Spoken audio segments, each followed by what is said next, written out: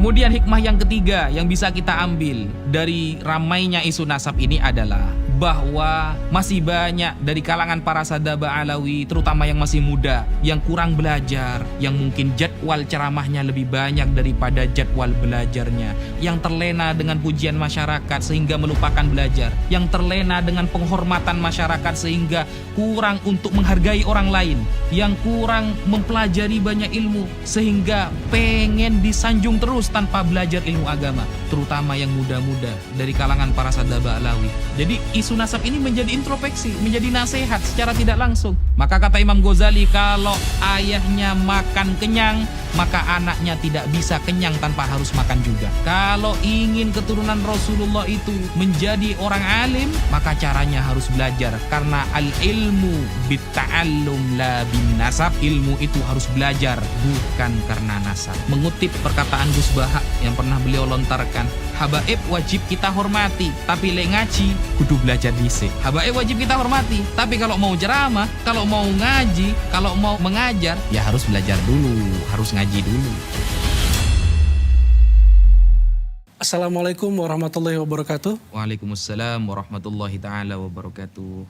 Gus Wafi, selamat datang di Naboy TV dan Robito Alawiyah. Izinkan kami mengajukan beberapa pertanyaan. Pertanyaan pertama, bagaimana kisah awal Anda terlibat dalam diskusi nasab ini, bahkan Anda sampai dilibatkan dalam diskusi atau debat di Kesultanan Banten? Bismillahirrahmanirrahim. Pada suatu malam ketika saya pribadi sedang enak-enak berdiskusi dengan teman-teman Kristen, sebagian orang Yahudi, karena aktivitas saya pribadi diskusi dengan lintas agama, dengan Kristen, Yahudi, ateis, dan lain sebagainya. Sama sekali tidak tersentuh untuk membahas ilmu nasab. Pada suatu malam ada sebagian teman Al-Fakir yang datang ke rumah kemudian niat bersilaturahim. Setelah kita berbincang-bincang panjang, dia mengeluarkan statement. Sekarang para habaib sudah kalah. Tidak ada yang berani berdebat dengan si penuduh. Sontak saya kaget. Tentang masalah apa? Ya ini Ustadz. Tentang masalah yang rame-rame nasab. Bahwa si penuduh sudah membuat sebuah karya ilmiah, sebuah kitab yang meragukan ketersambungan nasab para habaib kepada Rasulullah SAW. Yang pertama kali Al-Fakir pikirkan adalah, loh berarti guru-guru saya salah semua. Baik di Sidogiri ataupun yang lain. Berarti salah semua dong. Yang kedua, berarti Nahdlatul Ulama. Yang isinya banyak para kiai-kiai yang sangat mengagumi para sadaba alawi seperti Kiai Haji Maimun Zubair, seperti Kiai Ahmad Nawawi bin Abdul Jalil, pengasuh Pondok Pesantren Sidogiri, seperti Kiai Abdul Alim bin Abdul Jalil, pengasuh Pondok Pesantren Sidogiri, atau Syekhona Khalil Bangkalan, Kiai Haji Hashim Asy'ari, atau kalau kita mau menggunakan para ulama Nusantara, Syekh Yasin bin Isa Al-Fadani, atau Syekh Muhammad Mahfud bin Abdul Mannan At-Termasi, atau kita banyak sekali yang mengakui para sadaba alawi. Syekh Nawawi Al-Bantani. Syekh Nawawi Al-Bantani ini orang yang alim, allamah. Salah satu kitab yang beliau tulis yang dipelajari seluruh pesantren adalah Nihayatuz Zain fi Irsyadil Mubtadi'in. Beliau mengakui sadaba alawi. Satu pikiran, berarti semua ulama salah dong. Ketika ada orang yang membuat sebuah tesis karya membatalkan nasabah alawi. Karena curiga dan penasaran, saya minta kitab itu kepada sebagian teman Al-Fakir yang datang ke rumah. Adakah kitab PDF-nya atau Anda memiliki kitab? Lalu dia berikan, ini kitabnya. Berikan saya waktu 1 minggu untuk mempelajari kitab ini. Setelah 1 minggu, insya Allah Al-Fakir akan memberikan statement mengenai kitab tersebut. Ternyata setelah waktu 1 minggu berlalu, banyak Al-Fakir temukan kesalahan. Bahkan di halaman pertama ketika menarasikan di awal-awal, ketika si penuduh, si penulis buku itu menarasikan bahwa termasuk amar ma'ruf nahi mungkar adalah mengungkap, menggali nasab yang masih ikhtilat, yang masih campur, yang masih terjadi syubhat. Maka di sanalah Al-Fakir yakin bahwa si penulis bukan sesuai dengan data ilmiah, tetapi sesuai dengan nafsu pribadi. Nah, karena tidak ada para ulama yang mengatakan ikhtilatun nasab itu termasuk amar ma'ruf nahi mungkar untuk mengungkapnya. Tidak ada. Kalau kita buka kitab Al-Hawi, karya Al-Hafidh As-Suyuti, Al-Imam Ibnu Hajar Al-Haytami dalam Fatawa Al-Hadithiyah atau Fatawa Al-Kubra, dan para ulama yang lain, ketika ada orang yang mengaku-ngaku sebagai dzurriyyah Rasulullah, kemudian tidak dibuktikan, tidak bisa dibuktikan secara ilmiah, apakah para ulama langsung menghajar, menfitnah, merobohkan statementnya, lalu mengajak debat seluruh dunia. Tidak ada yang seperti itu, tidak ada. Para ulama sudah tawakuf. Kita secara ilmiah, antum bukan keturunan Rasulullah.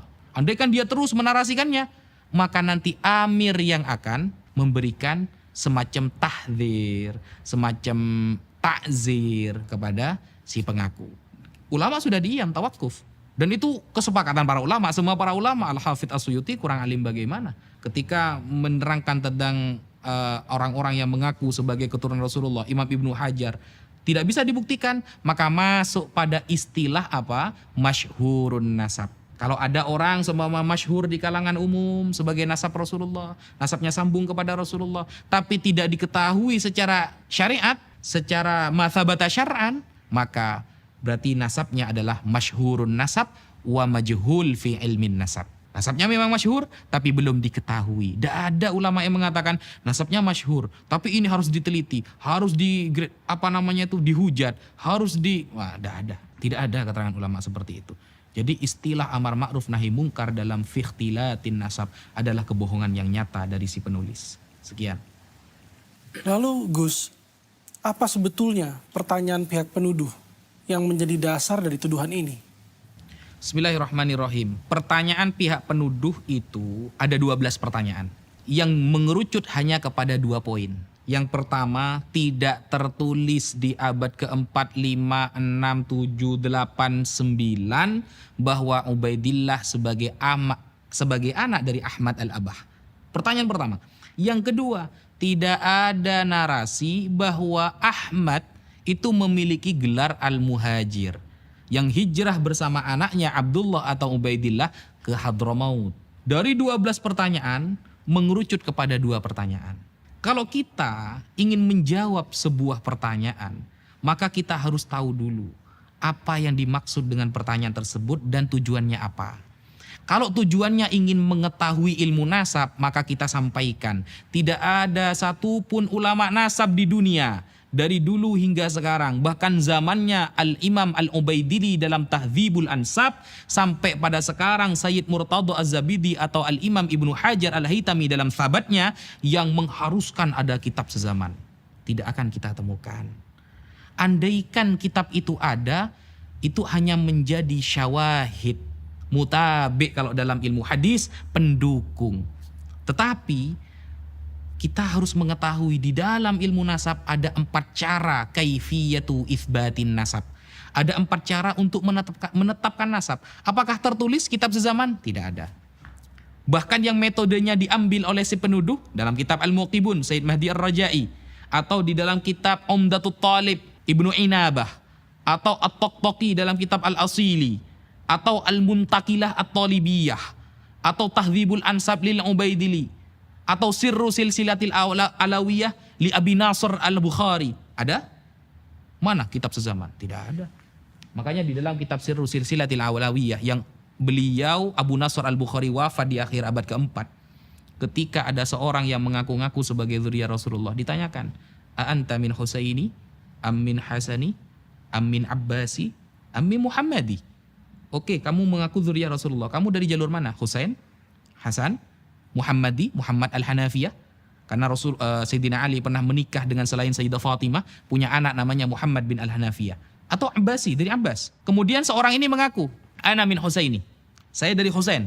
Akan ada pertanyaan lagi. Fa Husain falahu aulad. Husain memiliki beberapa anak. Kamu dari jalur mana? Ana Ali Zainal Abidin. Terus ditanyakan seperti itu. Sampai pada ayahnya nanti. Ketika dia bisa mengkonfirmasi dengan jelas, maka nasabnya tersambung kepada Rasulullah. Adakah ulama dulu kalau bertanya, kitab sezamannya mana? Adakah kitab sezaman? Kalau tidak ada, batal nasabnya? Tidak ada. Sampai Dajjal keluar 2 kali gak ada. Gitu. Sehingga pertanyaan seperti itu merupakan ijtihad murni dari si penuduh. Andaikan ada, itu menjadi syawahid, pendukung. Tapi kaifiyatu itsbatin nasab, cara penetapan nasab yang disampaikan oleh para ulama ada 4. 1. Ayyura khattun nasabah mauthukun bihi yu'rafu khattuhu wa yatahaqqaquhu. Ada tulisan ahli nasab yang mungkin mengkonfirmasi bahwa dia nasabnya sambung kepada Rasulullah. Selesai. Dan 4 ini kata para ulama adalah turuk, jamak dari torik, bukan syarat. Kalau syarat, satu hilang, hilang semua. Tapi kalau turuk, torik, satu kena, maka kena semua. Nah, satu, tulisan ahli nasab. Dua, ada bayinah syar'iyah. Dua orang saksi yang faham nasab, menetapkan nasabnya dia. Selesai. Tiga, pengakuan seorang ayah. Empat, syuhrah wal istifadah. Manapun yang kena, kena satu. Selesai sebenarnya saudara. Satu, ada tulisan ahli nasab. Sayyid Murtada Az-Zabidi ahli nasab. Imam Ibnu Hajar Al-Haytami disebutkan dalam Tabaqatun Nasabin. Ibnu Zaid mengatakan Ibnu Hajar ahli nasab. Karena nasab ini kan ada yang menyangsikan bahwa Ibnu Hajar itu bukan ahli nasab. Buktinya tidak punya kitab nasab. Apakah ahli nasab harus punya kitab nasab? Kalau ahli nasab harus punya kitab nasab, maka banyak ahli nasab yang dibatalkan juga. Bukan nasabnya orang lain juga nanti yang dibatalkan. Bahkan ahli nasabnya juga dibatalkan. Karena tidak ada syarat ahli nasab itu harus punya kitab nasab. Imam Ibnu Hajar itu orang al-faqih. Sedangkan nasab nubdatun min ilmil fiqh. Imam Ibnu Hajar ahli fikih, sedangkan nasab cuma satu cuil dari ilmu fikih. Jadi wajar ketika beliau dikatakan beliau adalah ahli nasab. Nah, sehingga banyak para ulama nasab ini, nasabah ini yang mengakui kepada Sadah Ba'alawi. Bahkan Syekh Yusuf An-Nabhani mengatakan wa qad ajma'atil ummah. Sudah sepakat umat bahwa Sadah Ba'alawi adalah keturunan Rasulullah SAW. Makanya saya selalu menarasikan, sebutkan satu saja ulama Ahlus Sunnah wal Jamaah yang terkemuka, yang kitabnya dikaji oleh orang seluruh dunia, yang membatalkan nasab Ba'alawi. Saya tunggu sampai Dajjal keluar 2 kali. Tidak akan ada. Karena kalau saya bilang saya tunggu sampai ulang tahun, saya sudah ulang tahun kemarin, 29 Juni. Sudah selesai. Mungkin ya itu. Kemudian salah satu yang perlu kita ketahui tentang kebohongan dan statement pribadi, ijtihad pribadi dari si penuduh adalah dia mengatakan di dalam karyanya, wajib dan harus kita mengetahui tentang pindahnya Ahmad Al-Muhajir ke Hadramut. Karena kalau ini tidak kita ketahui, maka rusak nasabnya. Ini sebenarnya agak nyambung. Kenapa saya katakan tidak nyambung? Karena kalau kita baca di dalam Tahdzibul Ansab, Umdatut Thalib, kemudian Al-Umri dalam kitabnya Al-Majdi dan lain sebagainya, para ulama ada yang mengatakan, ulama nasab ya tentunya ya, wajib mengetahui perpindahan orang ini dari suatu kota ke kota. Ada. Kalau memang mau membahas perpindahan orang-orang yang pindah dari satu tempat ke tempat yang lain, ya baca kitab Al-Muntaqilah, Tolibiyah.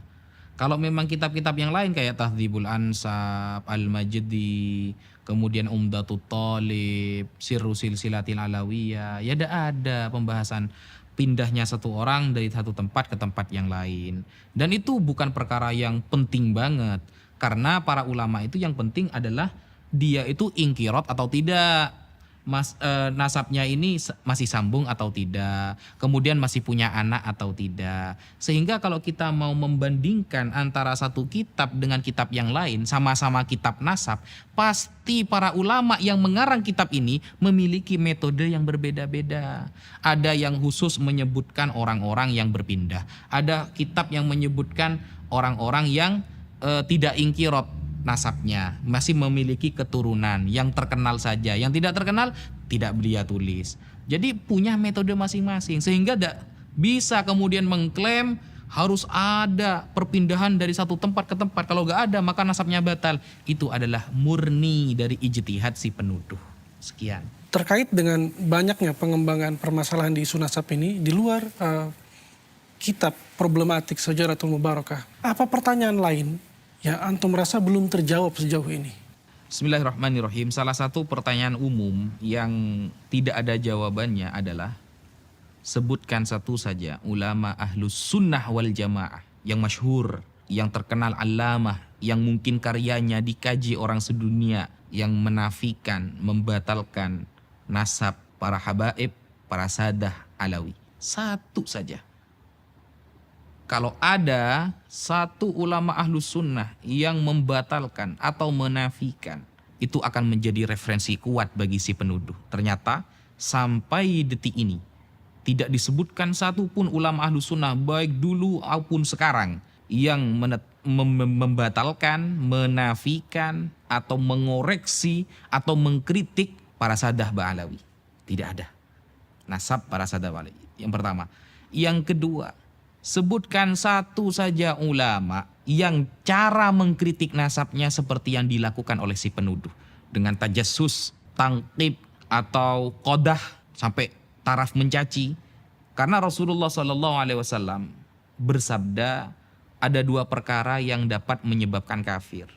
Yang pertama adalah at-ta'an fin nasab.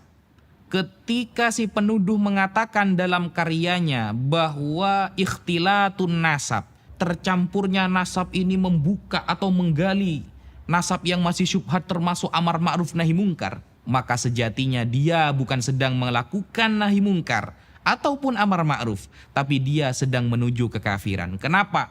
Al-Imam Al-Munawi dalam Faidul Qadir mengatakan termasuk at-ta'an fin nasab adalah binahwil qadah fi nasabiman qad thabata syar'an. Jadi termasuk ta'an fin nasab adalah orang yang mencaci, mengkritik, tajassus. Bisa dilihat juga di dalam kitab Raudhatul Talibin Al-Imam Al-Nawawi bahwa tajassus, tangkib dan lain sebagainya, menggali-gali, mencari kesalahan dan mengkritik habis-habisan, itu Imam Munawi menyebutkan itu juga termasuk menyebabkan kekafiran si penuduh. Karena tidak ada satupun ulama ahlu sunnah yang cara mengeritik dan menggali nasab seperti yang dilakukan si penuduh. Tidak akan pernah ketemu. Gus Wafi, memang terdapat beberapa, bahkan banyak ulama terdahulu yang juga ahli nasab yang mengakui dan mengisbat nasab Ba'alawi. Tapi bukankah mereka juga mungkin salah, Gus? Bukankah mereka mungkin mencatat tanpa referensi? Bismillahirrahmanirrahim. Bagaimana ketika ada pertanyaan, mungkin saja ulama dulu salah, tidak mencatat.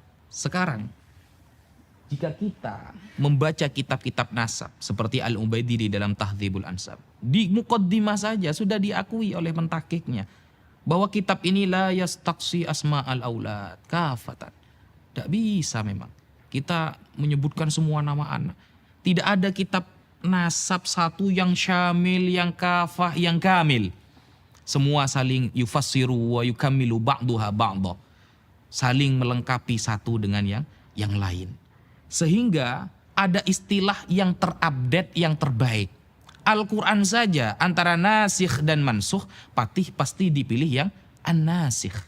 Atau fikih saja kita tidak akan berpendapat qala Syafi'i, tapi sering kita katakan qala Ibnu Hajar Al-Haytami, qala An-Nawawi fil Majmu', qala Ar-Rafi'i dan lain sebagainya. Kenapa? Bukan kita tidak percaya kepada Imam Syafi'i, tapi ulama sekarang justru lebih paham apa yang dikatakan oleh Imam Syafi'i. Contoh, Imam Nawawi pernah mengatakan, dan ini sangat masyhur, bahwa bacaan Quran kepada mayit itu tidak sampai. Thawabu qiraatil Quran la yasilu thawabuhu ilal mayyit. Jadi bacaan Al-Quran itu tidak akan sampai pahalanya kepada mayit. Itu perkataan Imam Syafi'i yang masyhur yang dikutip oleh Imam Nawawi. Lalu kita buka sekarang di dalam kitab Ar-Risalah, kitab-kitab karya Imam Syafi'i. Ada nggak perkataan itu? Tidak ada. Apakah kita berani mengatakan Imam Nawawi bohong? Kan tidak seperti itu konsep dalam Islam. Ketika Syekh Murtadha Az-Zabidi mengatakan qala al-Ubaidili, Ubaidili mengatakan di dalam kitabnya bahwa Ahmad dengan anaknya hijrah ke Hadramaut, kemudian dia punya anak yang bernama Abdullah atau bitasghir Ubaidillah. Lalu kita buka di dalam kitabnya Ubaidili, gak ada nih. Berani kita mengatakan Sayyid Murtadha Az-Zabidi bohong? Kalau seperti itu berarti Imam Nawawi juga bohong. Apakah kita mau memberikan contoh yang lain? Banyak seperti itu. Di dalam fikih sering terjadi. Qala Ibnu Hajar Al-Haytami fi fatawihi. Ibnu Hajar Al-Haytami mengatakan di dalam fatwanya bahwa derajat para dzurriyyah Rasulullah itu dzatiyah, bahwa derajat para ulama itu aridi, ilmu, sesuatu yang baru datang. Kalau dzurriyyah Rasulullah itu murni di dalam tubuhnya. Lalu kita buka di dalam fatwanya Imam Ibnu Hajar nih, mana kok ada gitu. Berani kita mengatakan ulama yang mengutip itu bohong? Nah, ilmu itu kan memang butuh sanad, tapi sesuai dengan konfirmasi ulama. Bukan hanya mengatakan al-isnadu minad din laulal isnad laqala masya, tapi tidak sesuai dengan praktik dari para ulama.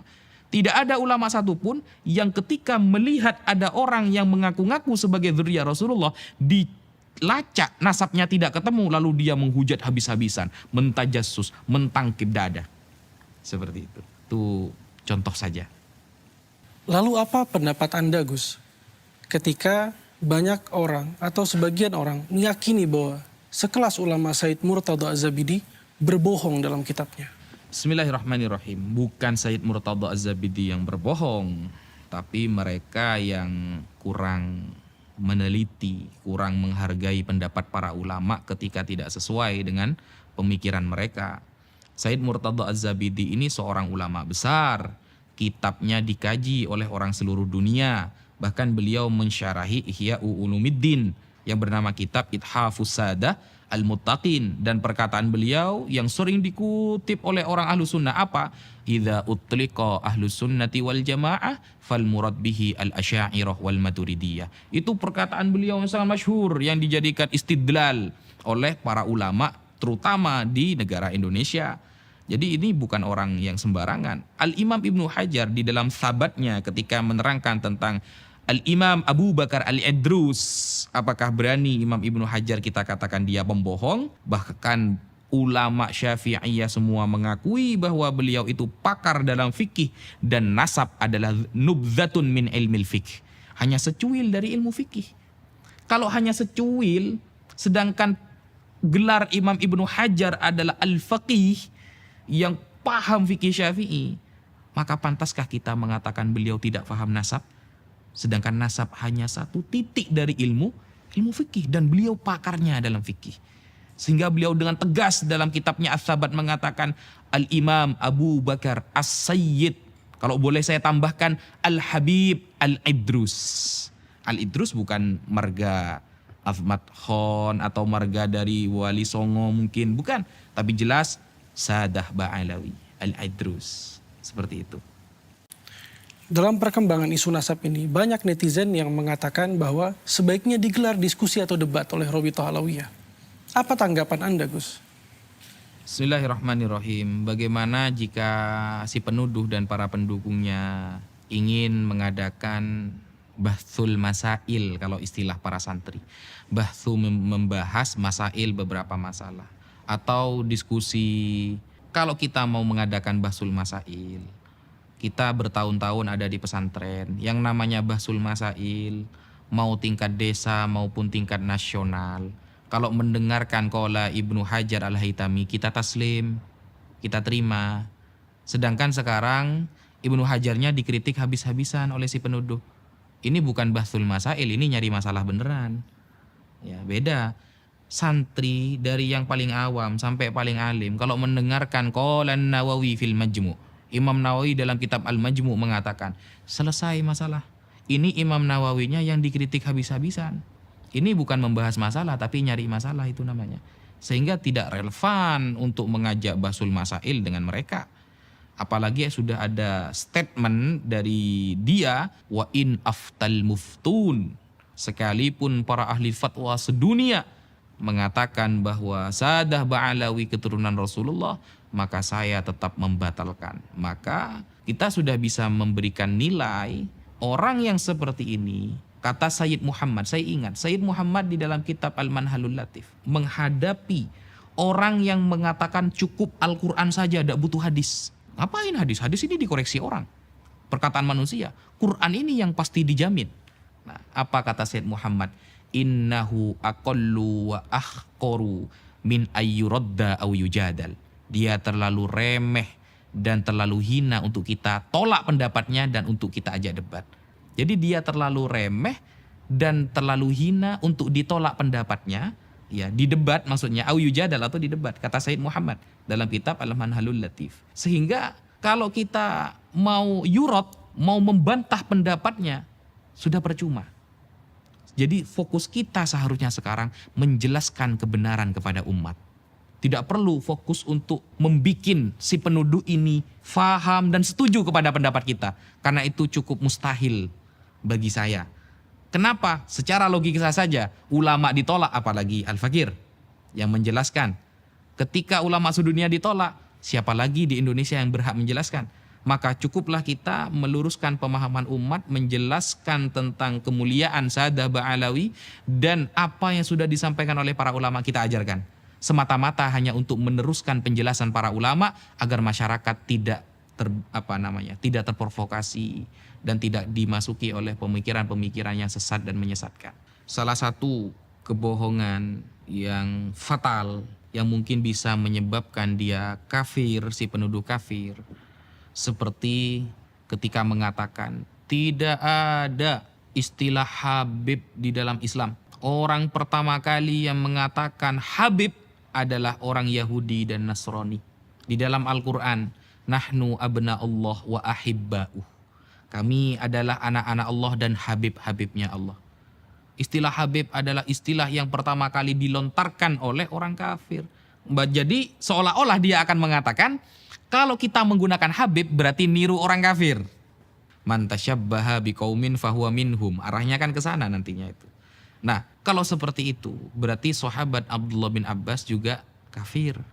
Kenapa? Al-Imam Al-Hafidh As-Sakhawi di dalam kitabnya Istijlabur Tiqail Ghuraf, beliau menyampaikan bahwa sahabat Abdullah bin Abbas lah orang pertama kali yang menyebutkan kata Habib kepada cucu Nabi Muhammad SAW.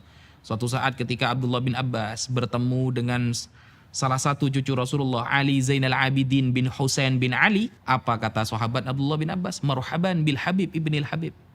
Marhaban bil Habib ibnil Habib. Al-Habib putra dari Al-Habib. Isnaduhu sahih, sanadnya sahih. Sehingga ini kebohongan yang nyata yang dibungkus dengan narasi ilmiah, padahal orang yang mengungkapkannya bisa jatuh kepada kekufuran. Itu salah satu kebohongannya. Atau kebohongan yang lain ketika mengatakan bahwa para habaib datang dibawa oleh Belanda, atau ketika menarasikan ketika berperang Anda ada di mana? Oh, ternyata Anda itu berkolaborasi dengan orang Belanda. Pantes. Berarti Anda ini datang oleh Belanda, mendukung dan memberikan bantuan penuh kepada orang-orang Belanda. Nah, ini kebohongan yang nyata dan fatal untuk meyakininya. Kenapa? Pada tahun 1825 sampai 1830 Masehi, ketika perang besar melawan Belanda di tanah Jawa yang dipimpin oleh Pangeran Diponegoro. Saat itu siapa habaib yang ada di barisan terdepan mewakili beliau, menjadi panglima beliau, yaitu Al-Habib As-Sayyid Hasan Munadi bin Alwi Ba'abud. Beliau tercatat, termaktub, dan terkonsumsi oleh masyarakat sejarah tersebut. Ba'abud ini bukan gelar yang lain, tapi gelar dari Sadah Ba'alawi. Atau ketika perang di Palembang, sehingga Palembang tumbang waktu melawan Belanda, siapa yang ada di depan yang membantu Sultan Badaruddin sebagai Sultan Palembang ketika itu? Al-Habib Muhammad Umar As-Segaf. Dan yang akhirnya beliau, Umar bin Muhammad As-Segaf ini akhirnya menjadi mantu beliau. Dan ketika kerajaan Palembang tumbang saat itu, beliau dan Sultan Badaruddin dibuang oleh Belanda ke Ternate sampai wafat di sana. Apakah itu namanya mendukung Belanda? Sehingga sejarah-sejarah seperti itu perlu untuk kita ungkapkan, sehingga kita bisa lebih melihat, melek akidah, melek sejarah, dan melek Ahlus Sunnah wal Jamaah. Kemudian ada narasi dari si penuduh ketika sudah mulai ada di pojok dan tidak bisa menjawab semua statement yang kita ajukan, lari kepada tes DNA. Tes DNA ini kalau kita bahasa Arabkan namanya Al-Basmah Al-Wirathiyah. Itu tes DNA yang dapat diambil manfaatnya dalam beberapa hal saja. Contoh seperti masalah lakit, anak yang hilang hasil nemu ya. Mungkin nanti gennya dilihat dari mana. Tapi kalau untuk itsbatun nasab, sebutkan satu saja ulama Ahlus Sunnah wal Jamaah yang ada di dunia ini yang mengatakan tes DNA bisa untuk itsbatun nasab. Kalau kita dikatakan, oh kamu tidak mau sama teknologi. Teknologi, kita lihat dulu teknologi ini. Kalau ini masuk kepada kajian fikih, maka tidak boleh menggunakan teknologi apapun sesuai perspektif pribadi. Tapi harus konfirmasi dari para ulama fikih. harus validasi dari para ulama fikih. Jangankan tes DNA, yang kita pegang setiap hari, HP. HP ini dibahas oleh para ulama fikih. Ketika arahnya kepada kebaikan menjadi pahala, maka ketika arahnya kepada mudarat maka menjadi dosa. Jadi apapun yang konsepnya menyentuh kepada ilmu fikih, apapun yang perkara itu menyentuh kepada ilmu fikih, kita punya rujukan, namanya ulama fikih. Ulama fikih yang sekarang, yang kontemporer seperti Syekh Wahbah Az-Zuhaili dan lain sebagainya, itu kita bisa jadikan rujukan. Ternyata juga pernah dibahas pada tahun 2010 di Mekah. Kongres Fikih Islam yang datang gak sedikit, ulama banyak. Dan saat itu dunia sudah penuh dengan teknologi, sudah banyak era globalisasi. Ketika itu sudah ada handphone, sudah ada laptop dan lain sebagainya. Nah, apakah mereka setuju? Oh, ternyata tidak. Ketika nasabnya sudah ditetapkan oleh nasabah secara syar'i, maka haram menggunakan tes DNA. Al-basmah ul-athira itu haram. Bahkan masuk kepada tuduhan yang dapat mencederai pilar-pilar Islam. Salah satu tujuan Islam adalah hifdzul irdi, menjaga nama baik seseorang. Kalau ada orang menggunakan tes DNA padahal sudah ditetapkan secara ilmu fikih bahwa nasabnya sambung kepada Nabi, berarti dia sudah melanggar hifdzul irdi, menjaga nama baik seseorang. Berarti kan dia sedang mencela. Nah, kalau sedang mencela, Imam Nawawi mengatakan dalam Faidul Qadir, binahwil qadah fi nasabiman thabata syar'an, berarti termasuk ta'an fin nasab. Ketika sudah ditetapkan oleh fikih, nasabnya sambung kepada Nabi, ternyata tetap dicari kesalahannya digali, termasuk ta'an fin nasab, mencela nasab orang. Kalau sudah termasuk mencela nasab orang, maka yusabbibu kufron, dapat menyebabkan dia menjadi kafir. Ini keterangan para ulama. Saya tidak murni berpendapat sesuai pribadi, tapi yang Al-Fakir sampaikan semua dari para ulama. Sekian, terima kasih. Baik Gus Wafi, tapi bukankah banyak pendapat yang mengatakan di internet bahwa sudah banyak yang diakui sebagai keturunan Nabi Muhammad SAW berdasarkan hasil tes DNA? Oke, bismillahirrahmanirrahim. Banyak di internet yang nasabnya diakui dengan menggunakan wasilah basmah wirofiyah, tes DNA. Tes DNA itu satu yang disebutkan biasanya yang sering digaungkan J1. J1 berarti daerah Mekah, Arab, suku Arab seumpama. Nah, ini suku Arab yang mana? Abu Jahal, Abu Lahab juga Arab. Jangan-jangan itu Abu Lahab, Abu Jahal. Kalau Mesir mana? Fir'aun nanti. Kan susah juga kita. Tidak mungkin tes DNA itu langsung menyebutkan keluar Nabi Muhammad SAW. Tidak ada. Hanya halogram. Itu pun bisa diedit-edit. Yang dari J1 menjadi Z7 juga bisa.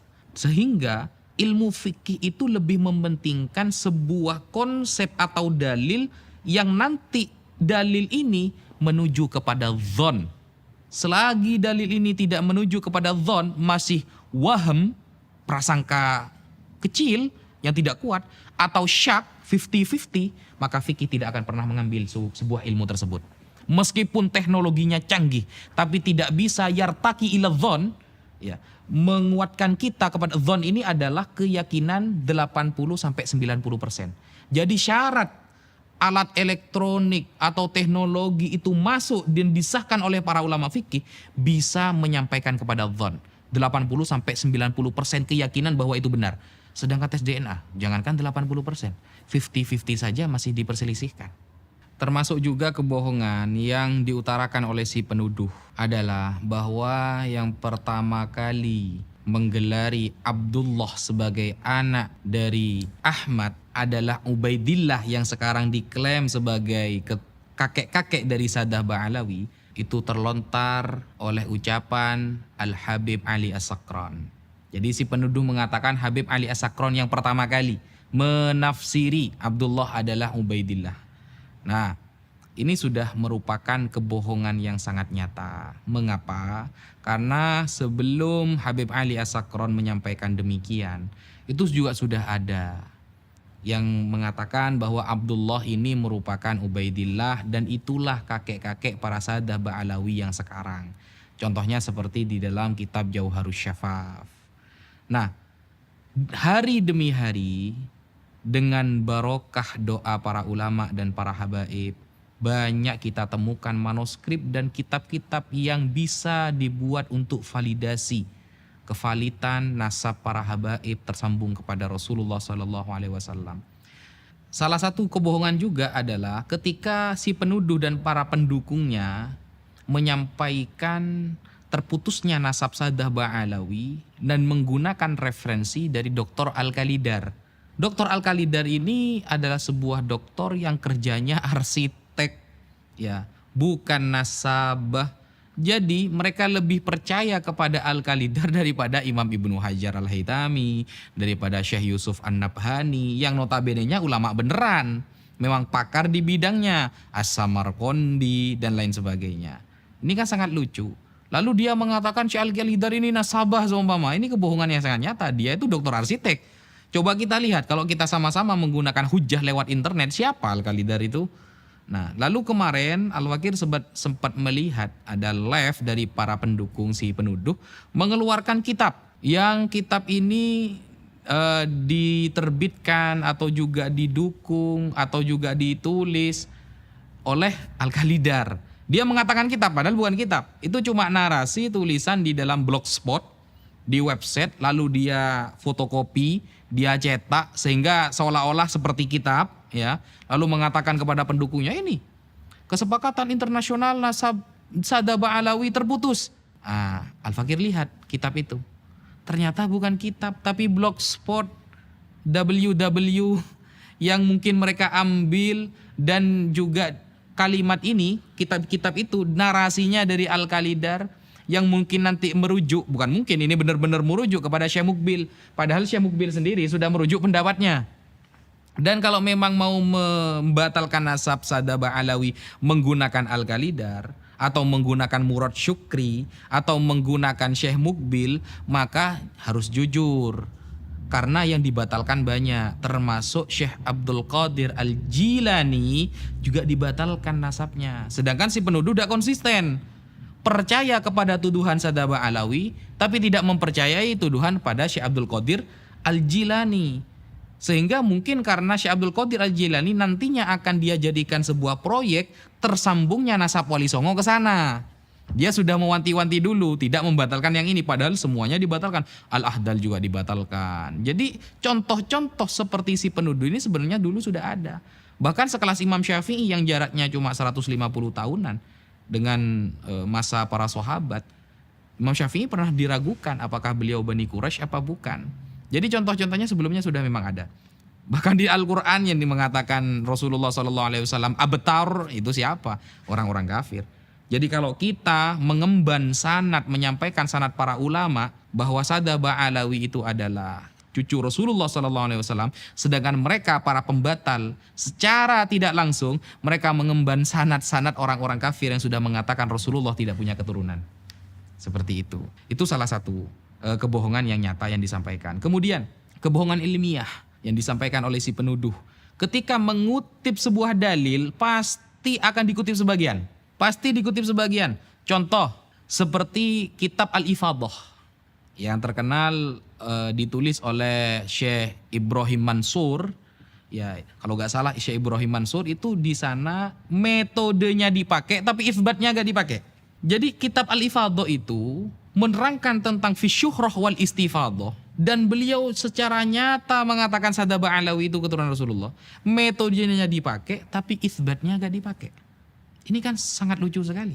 Sama dengan Rasulullah SAW menyampaikan sebuah hadis, innamal a'malu binniyati wa innamal likulli imri'in ma nawa faman kanat hijratuhu ilallahi wa rasulih.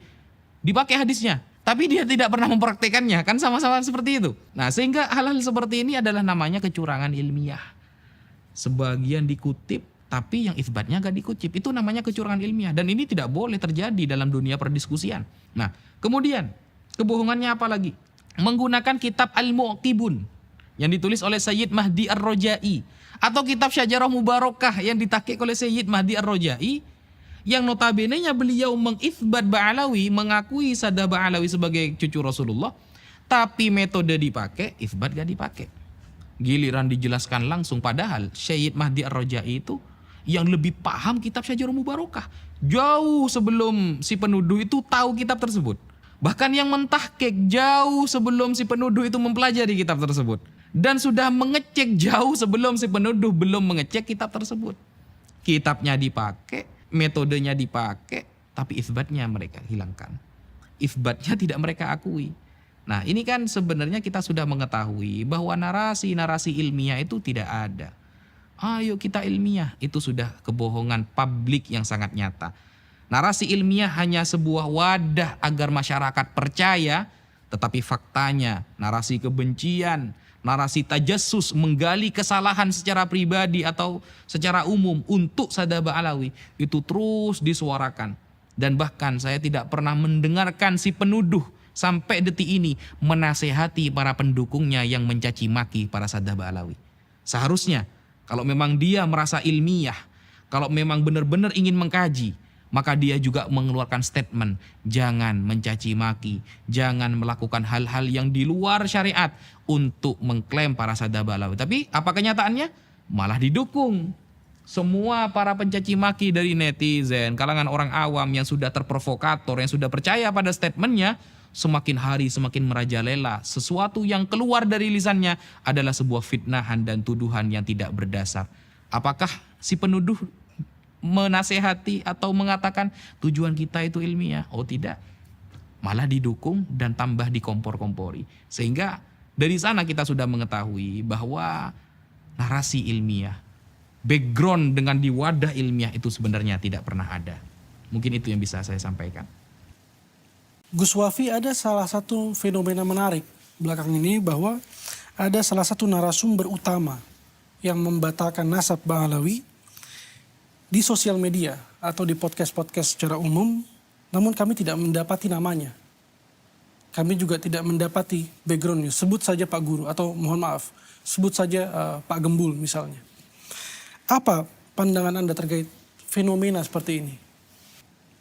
Oke, Pak Gembul ini salah satu orang yang pernah Al-Fakir bantah statementnya sekitar 1 atau 2 tahun yang lalu.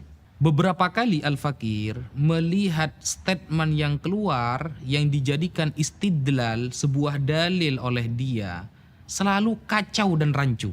Sehingga Al-Fakir punya 3 poin mengenai Pak Gembul ini. 1, dia tidak pernah belajar agama secara sistematis. 2, dia tidak pernah ada di pesantren ya, yang mungkin pesantren itu sudah terkenal dengan Ahlus Sunnah wal Jamaah, karena kita bisa menilai itu dari statementnya. Yang ketiga, dia sering menambah-nambah hadis dan keterangan para ulama dengan pemikiran sendiri. Contoh, suatu saat sekitar 1 tahun yang lalu atau lebih, dia mengatakan bahwa pada suatu saat Rasulullah dan para sahabat mengizinkan orang-orang Nasrani untuk melakukan ibadah di Masjidil Haram atau di Masjidin Nabawi.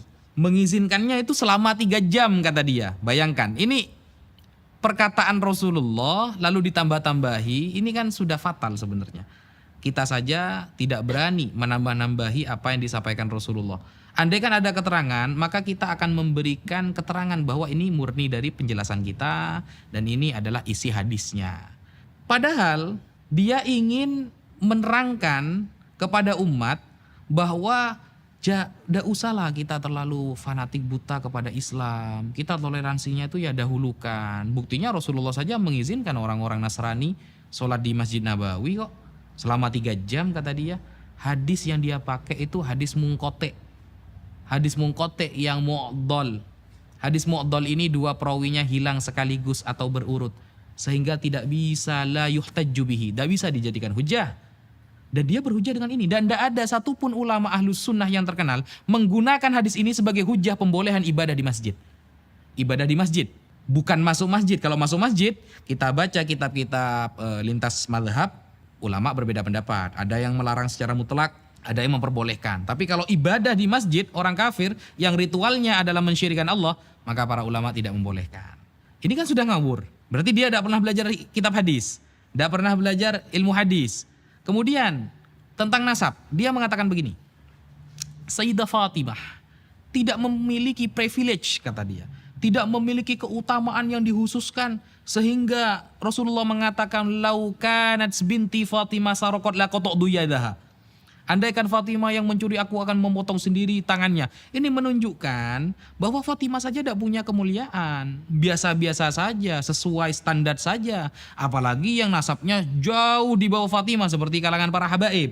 Nah itu dia menyampaikan seperti itu. Dia lupa, kayaknya dia tidak pernah khatam membaca Al-Quran. Padahal ahlul kisah itu jelas tertulis di dalam Al-Quran. Allah Subhanahu wa taala berfirman, "Innama yuridullahu liyudhhiba 'ankumur rijsa ahlal baiti wa yutahhirakum tathira." Kita buka di dalam kitab tafsir Ibnu Katsir Ad-Dimashqi, tafsir Al-Qurtubi, tafsir Ad-Durrul Mansur fit Tafsir bil Ma'thur Al-Imam As-Suyuti atau tafsir yang lain. Maka di sana maksudnya adalah Ali, Husain, Hasan dan Fatimah. Menunjukkan berarti beliau memiliki kekhususan. Dan dia tidak pernah belajar fikih juga sehingga dia tidak tahu bahwa antara keutamaan dengan larangan itu beda bab. Kalau melanggar syariat, siapapun akan dihukum secara sama. Siapapun. Bahkan Sayyidina Umar bin Al-Khattab punya anak namanya Abdurrahman Al-Ausad. Abdurrahman Al-Ausad suatu saat berzina.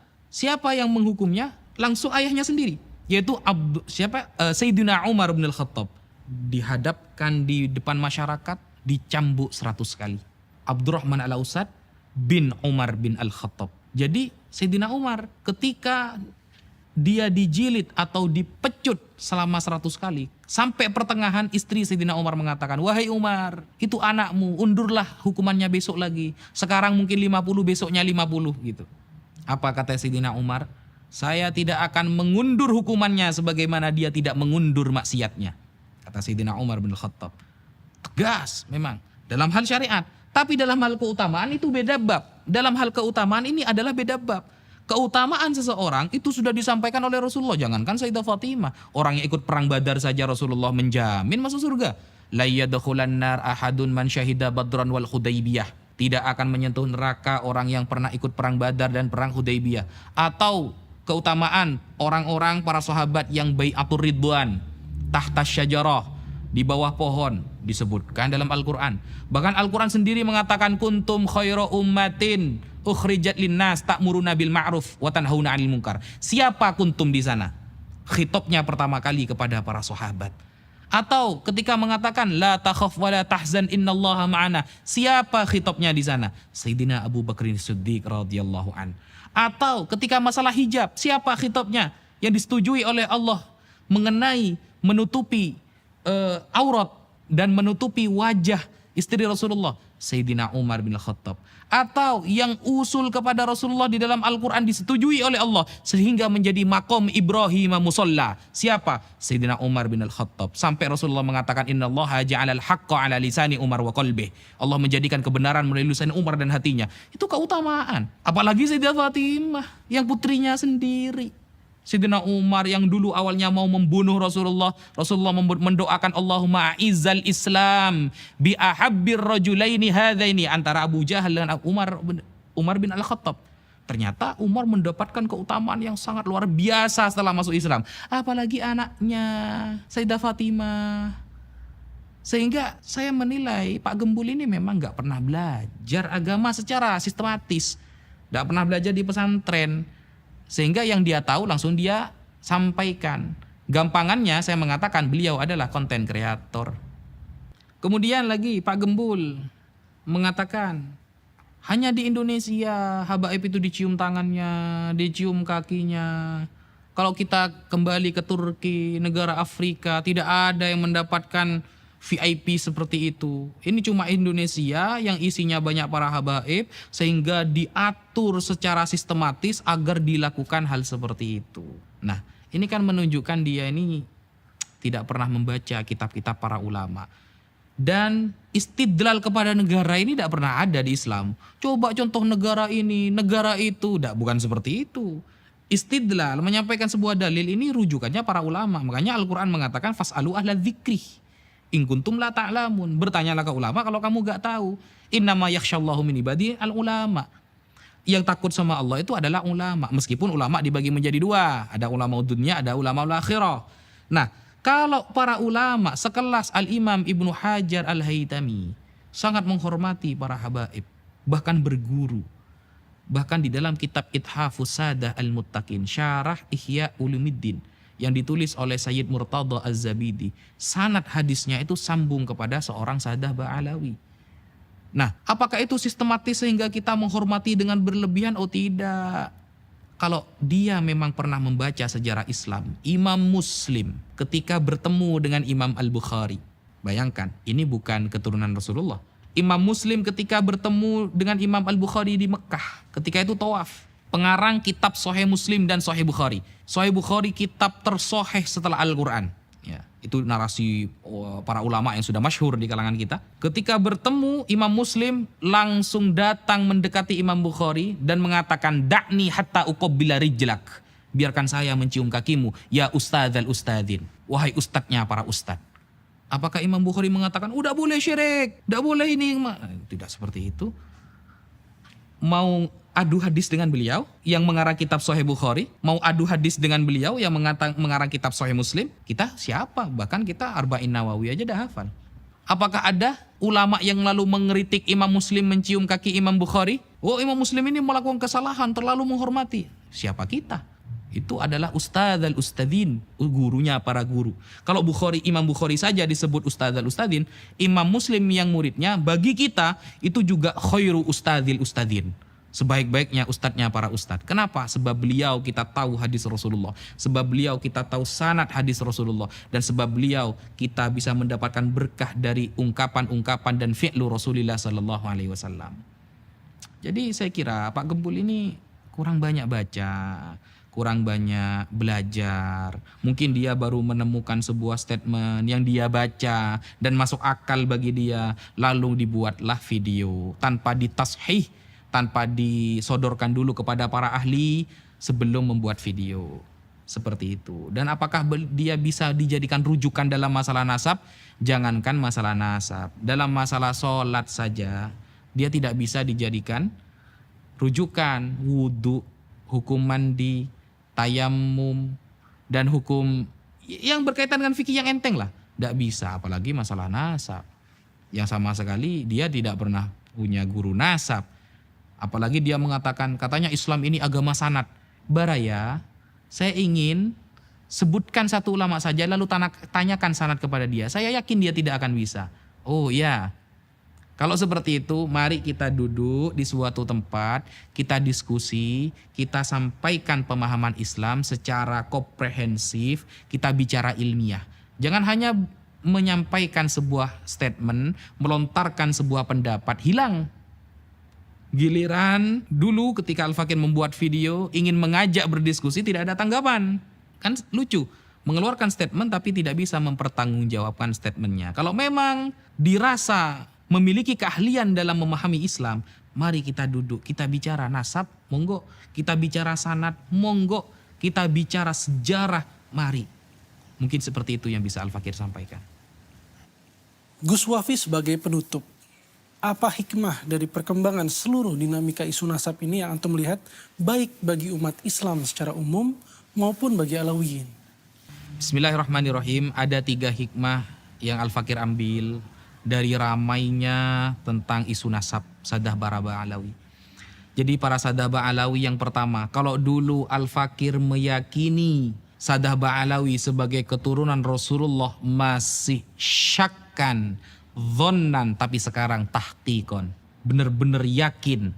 Karena secara tidak langsung Al-Fakir banyak membaca kitab-kitab nasab dan puluhan bahkan ratusan para ulama yang terkemuka menetapkan Ba'alawi sebagai keturunan Rasulullah. Kalau dulu masih mungkin remang-remang, kata orang para habaib ini adalah keturunan Rasulullah, tapi sekarang sudah tahqiq, sudah semakin yakin seyakin-yakinnya.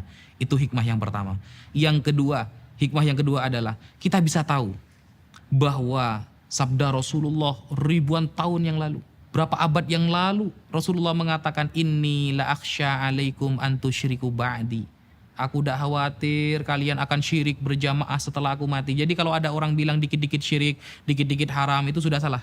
Karena Rasulullah tidak pernah khawatir umatnya akan syirik berjamaah. Rasulullah akan selalu mengatakan bahwa umatnya semakin hari semakin banyak. Bahkan Rasulullah itu fa'alaikum bisawadil a'zam, kalau kalian terjadi banyak ikhtilaf, fa idza ra'aitum ikhtilafan katsira, ketika kalian melihat banyak ikhtilaf, fa'alaikum bisawadil a'zam, maka pilihlah yang mayoritas. Maksudnya mayoritas para ulama. Berarti kan menunjukkan Rasulullah yakin bahwa umat Islam akan menjadi mayoritas, akan semakin besar. Nah, tetapi kata Rasulullah, walakin akhsya alaikumud dunya. Tapi yang aku khawatirkan atas kalian, wahai para umatku, adalah dunia. Antanafasu fiha fataktatilu. Kalian berlomba-lomba mencarinya sampai saling mencaci, membunuh, dan lain sebagainya. Kebenaran yang disabdakan oleh Rasulullah sekarang sudah terjadi. Hanya gara-gara dunia, kita rela bertengkar sesama ikhwah bainal muslimin. Tidak menjaga ukhuwah bainal muslimin sampai mencaci, menghajar. Padahal andaikanlah ada teori ilmiah yang disepakati para ulama bahwa Sadah Ba'alawi bukan keturunan Rasulullah, apa salahnya ketika kita memuliakan sesama umat Islam? Dan ternyata fakta sejarah, para Sadah Ba'alawi merupakan guru dari guru-guru kita semua. Syekh Mahfud Termas berguru kepada Habib siapa? Habib Husain Al-Habsyi, yang merupakan guru beliau dan juga menjadi gurunya Ki Haji Hasyim Asy'ari. Minimal kita mengakui bahwa mereka pernah berjasa mengajari ulama Nusantara tentang ilmu syariat. Andaikan ada kesepakatan ulama bahwa Sadah Ba'alawi bukan keturunan Rasulullah, tapi itu tidak akan pernah terjadi. Sehingga kita semakin yakin dengan hikmah adanya ramai isu nasab, bahwa sabda Rasulullah benar, Islam tidak akan hancur dari luar, tapi Islam akan hancur dari dalam. Itu kebenaran Rasulullah, prediksi Rasulullah SAW. Mungkin kalau dikatakan prediksi kurang cocok, karena Rasulullah itu wa ma yantiqu anil hawa in huwa illa wahyu yuha, itu adalah wahyu yang Allah sampaikan atau ilham yang Allah sampaikan melalui lisan Rasulullah SAW. Sudah benar terjadi. Yang ketiga, menjadi nasihat bagi para Sadah Ba'alawi yang mungkin dari kalangan para Sadah Ba'alawi yang masih muda, yang mungkin jadwal ceramahnya lebih banyak daripada jadwal belajarnya, yang terlena dengan pujian masyarakat sehingga melupakan belajar, yang terlena dengan penghormatan masyarakat sehingga kurang untuk menghargai orang lain, yang kurang mempelajari banyak ilmu sehingga pengen disanjung terus tanpa belajar ilmu agama, terutama yang muda-muda dari kalangan para Sadah Ba'alawi. Dengan adanya isu nasab ini, kita bisa lihat dan kita bisa menjadi introspeksi, ya. Jadi isu nasab ini menjadi introspeksi, menjadi nasihat secara tidak langsung. Ayo belajar. Rasulullah mengatakan, man salaka tariqan yaltamisu fihi ilman, sahalallahu lahu tariqan ilal jannah. Kurang apa lagi Rasulullah? Bahkan tolabul ilmi faridotun. Kata-kata faridotun kan taknya itu bukan tak marbutah, bukan tak li taknis, tapi tak lil mubalaghah, bahwa mencari ilmu sangat wajib keturunan siapapun.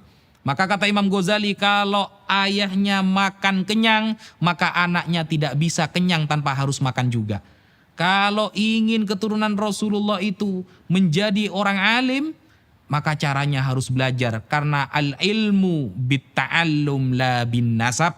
Ilmu itu harus belajar, bukan karena nasab. Kalau karomah, oke. Banyak karomah yang terjadi karena nasab. Tapi kalau ilmu tidak bisa. Sehingga masih banyak kita dengarkan dari kalangan para Sadah Ba'alawi yang muda-muda masih terlalu tersanjung dengan pujian, sehingga lupa banyak belajar, sehingga lupa untuk mempertahankan ilmu dan mempertahankan thariqah kakek-kakeknya, seperti sahabat Abdullah bin Abbas yang alim dan allamah pada zamannya, sampai Rasulullah, gara-gara Rasulullah tersanjung kepada beliau, Allahumma faqihhu fiddin wa 'allimhu ta'wil.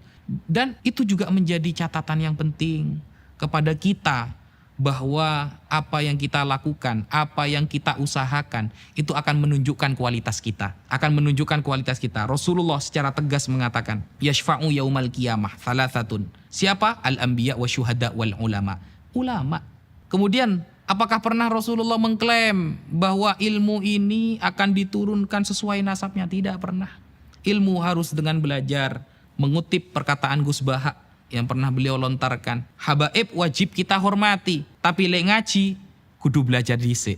Habaib wajib kita hormati, tapi kalau mau ceramah, kalau mau ngaji, kalau mau belajar, mengajar, ya harus belajar dulu, harus ngaji dulu.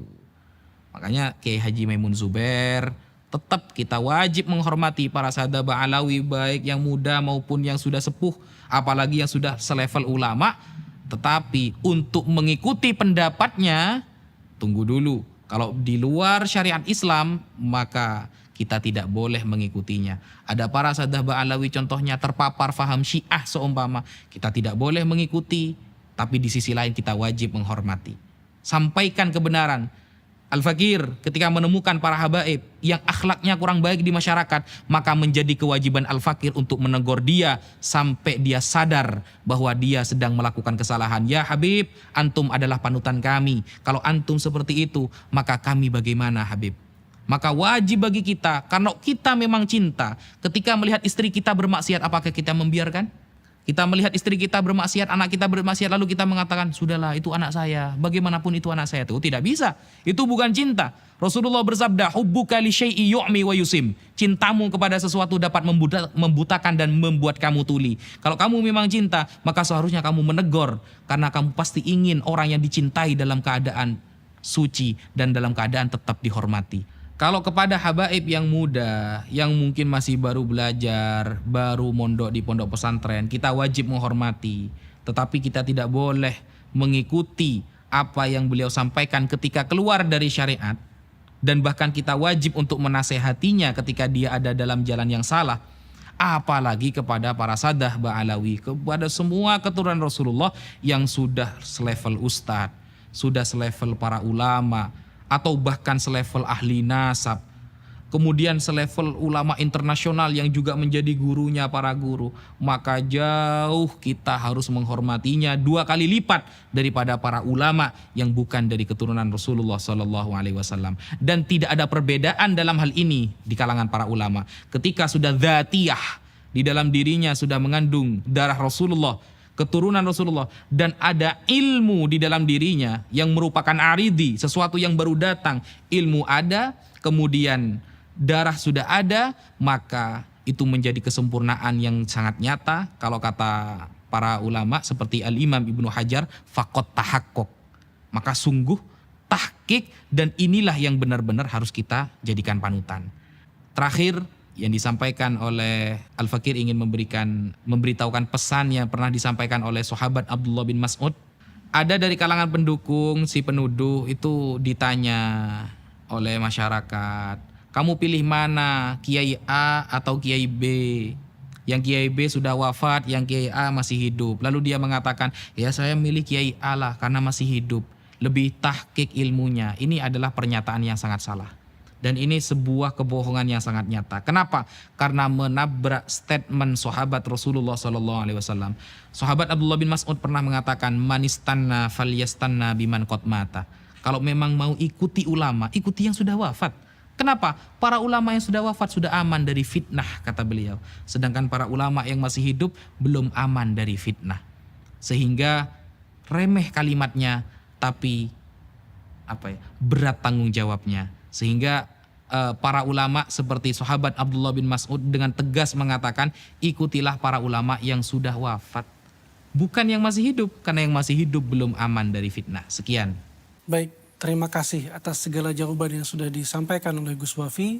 Assalamualaikum warahmatullahi wabarakatuh. Waalaikumsalam warahmatullahi taala wabarakatuh.